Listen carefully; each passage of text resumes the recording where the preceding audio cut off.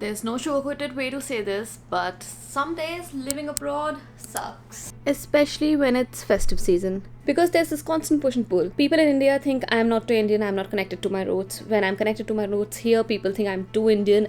It's so damn hard.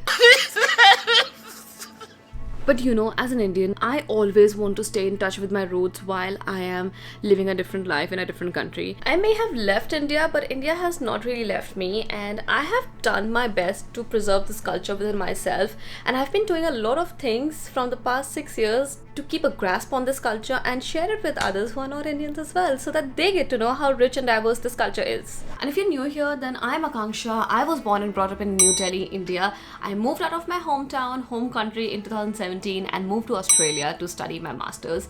I stayed there for like about five and a half years, and after that I moved to Canada. Right now I'm in Toronto, Canada, and I have my PR.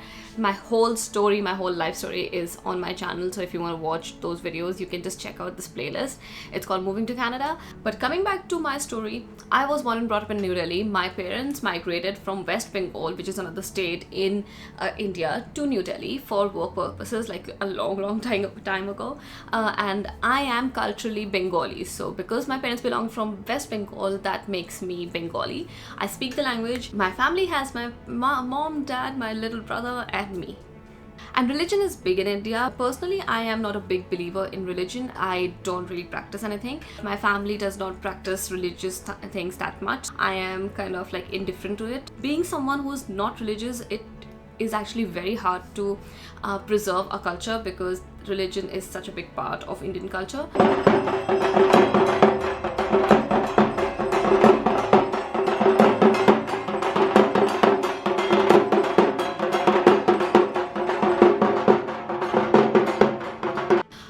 However, I do try my best, and I take small steps to make sure that certain parts of my culture is still within me and I can share it with everyone else. And one small part of it is language. Since I grew up in India, I can speak Hindi, and my partner is from Pakistan, so he speaks Urdu. And Hindi and Urdu are somewhat similar if you don't go into the deep details. And at home with my partner, I speak in Hindi. मैं हिंदी में बात करती हूँ घर पे. मेरे दोस्त भी हिंदी बोलते हैं, तो मैं अपने दोस्तों से भी हिंदी में बात करती हूँ. The translation of it is, I speak to my partner in Hindi, and my friends also speak Hindi, so I speak the language with them as well. And back home, like with my family in India, they're Bengalis, so I am trilingual. I can speak Bengali as well. তো আমি বাড়িতে বাংলায় কথা বলি. Oh my god, it sounds so weird to talk in these languages on camera. আমার মার বাবা বাঙালি, আমাকে ছোটবেলা থেকে বাংলা শিখিয়েছে, সেই জন্যে আমি স্পষ্ট বাংলা বলতে পারি. Which means that my mom and dad are Bengalis, and they have taught me Bengali since I was a kid. I can't read or write though, but I can speak Bengali clearly, properly. I can easily hold a conversation. So all those Bengalis out there, I'm Bengali as well. So if you want to speak with me in English, I'll speak with you in English. अगर आप मुझसे हिंदी में बात करना चाहते हो तो मैं आपसे हिंदी में बात करूँगी, আর যদি তুমি আমার সাথে বাংলায় কথা বলতে চাও তাহলে আমি বাংলায় কথা বলবো. Back in India, everyone in my home speaks Bengali, like all my family, extended family, cousins, brothers, sisters, whoever you see, they speak in Bengali. So it has helped me a lot to keep a tab on myself and just speak in Bengali language back home. And if you're not aware, India does not have one language. Let's just search it up. How many languages are there in India? Okay, languages in India. Okay, so let me put this out for you because it's very interesting. India has 121 languages, 22 official languages, and 121 different languages that people speak, and 270 mother tongues. So that includes different dialects and everything. So in India, if you move from state to state, the language changes. There's no Indian language per se, because there's no one language for the country. There's no national language. A lot of people think that Hindi is the national language. It is not a national language. It is an official language. And I speak two official languages, Hindi and Bengali. And you know, being a Bengali, the best part of my culture, the festivals. So we had Durga Puja recently, and that is one of my favorite festivals of all times. I used to have so much fun when I was a kid. We used to celebrate like 5 days straight, morning and evening. No school, nothing, only fun and festivities.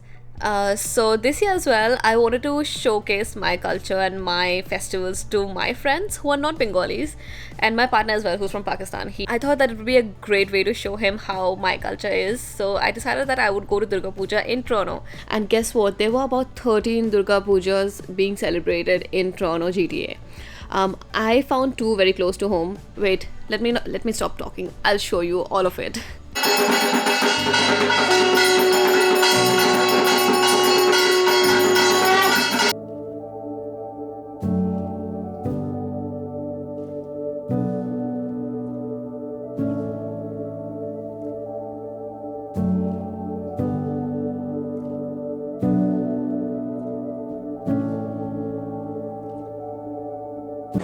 ऐसे हाथ में लेना है, खाना है और बाकी सब में।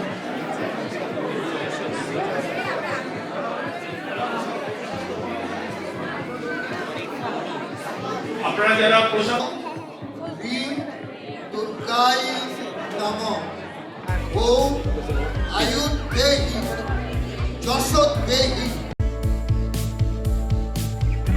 Even though this Durga Puja was not as big as what used to happen back in Delhi, but I was shocked to see so many people over there. It was huge. I had no idea there were so many Bengalis in Toronto. And I was more happy because I could share this festival and my love and joy for it with my friends who had never seen this before, and just doing everything together, sharing all the information I have about the festival. That made my day. And also, do I need to say that during festivals, I make sure that I dress the part. And if we are celebrating something and I have a chance to wear Indian clothes, I would definitely do it. I love dressing up. I love putting on the jewelry, the clothes, the makeup, everything, the whole thing. I do all of it.